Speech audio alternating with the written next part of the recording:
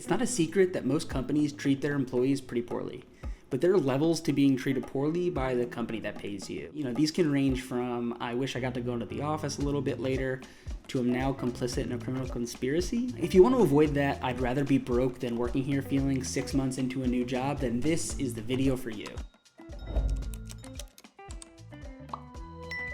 Hey, I'm Steven, I'm the CEO of BeamJobs, and today I'm going to walk through the 7 biggest red flags from companies you might be able to catch before you accept the job offer. If you notice any of these, trust that gut feeling. Run, don't walk away from the opportunity.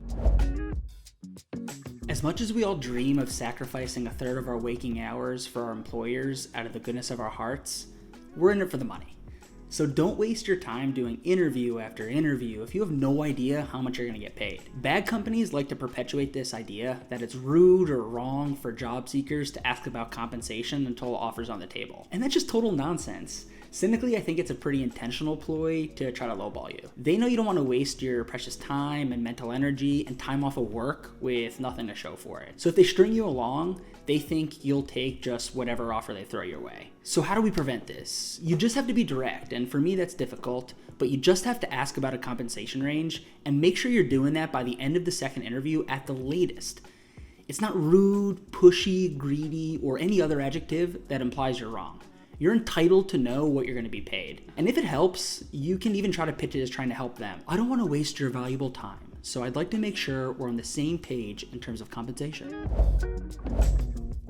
That's an actual question I had to answer when I applied for a job before I even had an interview. Companies that ask you to do a ton of work up front just to apply to a job are gauging how much nonsense you're willing to put up with, plain and simple. If you're willing to jump through 11 hoops just to apply to their job, more likely than not, you're willing to tolerate a lot worse on the job when the money's starting to come in. Now, these hoops can take many shapes. Technically, a hoop is a shape, but I digress. Asking me to create an account to apply to your job? No thank you. 5 open-ended questions on your application form, it's going to be a hard pass for me. Questions that have nothing to do with the company or the job, I'm just going to sit this one out. It takes you hours in aggregate to complete these tasks for all the jobs you're applying to. And it takes the hiring manager, believe me, I've seen it, less than 1 minute to reject you.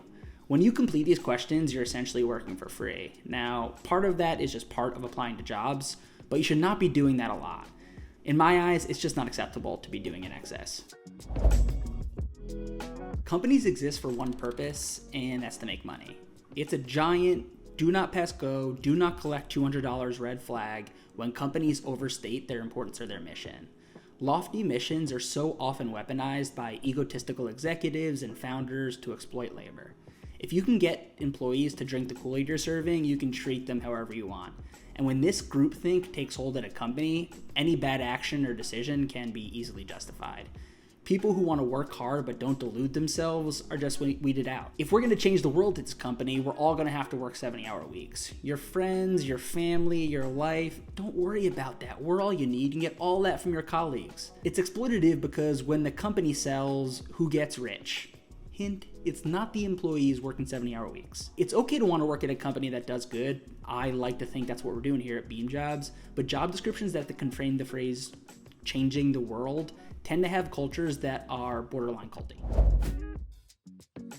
Companies looking to hire coding ninjas or marketing gurus or customer service rock stars, are usually looking for one thing. They're looking for one person to operate like an entire department.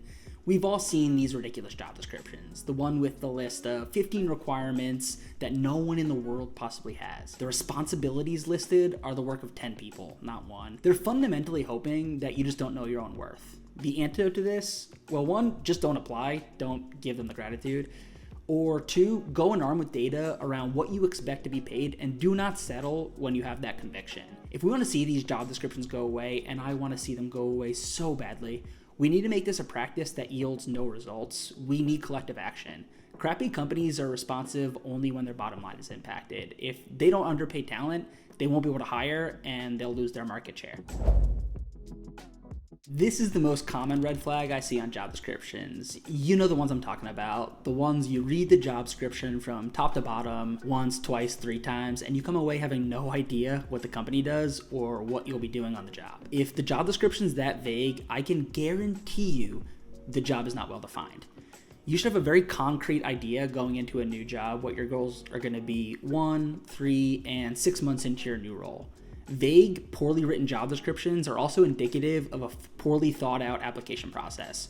One of those we move fast companies that takes 4 weeks to get back to you. It's better just to avoid these altogether than go through the application process. I guarantee you're going to be disgruntled. The interview process you go through to get a job is the best indication of what it's going to be like to actually work for the company you're interviewing with.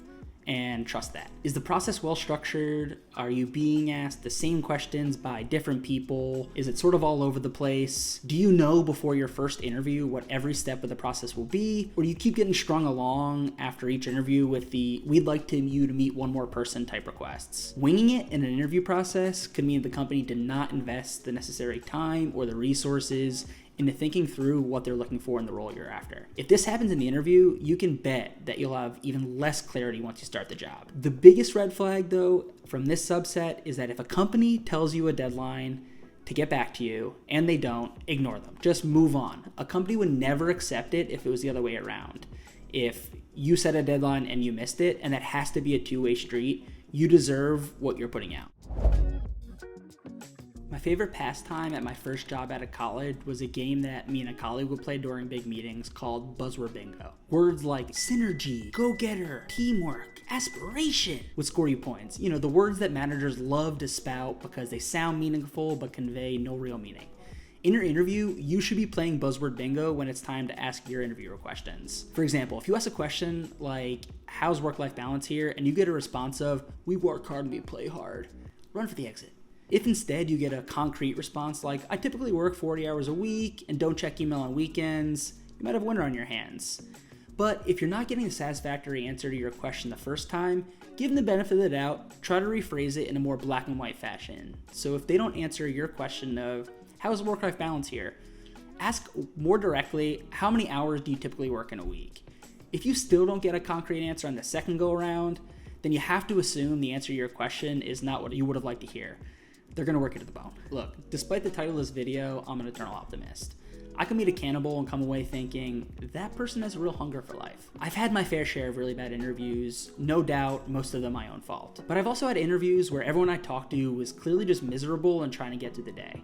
For me, it took a really conscious effort to not give my interviewers, and by extension, the company I was applying to, the benefit of the doubt. Because fundamentally, interviews are a two-way street. Of course, you're being evaluated, that's expected, you know that going in.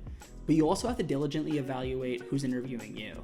Trust your gut, and if you have doubts, steer into those doubts, not away from them. Now, I want to turn the tables a bit, and I want to learn about your horrifying interview stories. We've all had those sketchy interviews, so let's just get them out in the open and talk about them.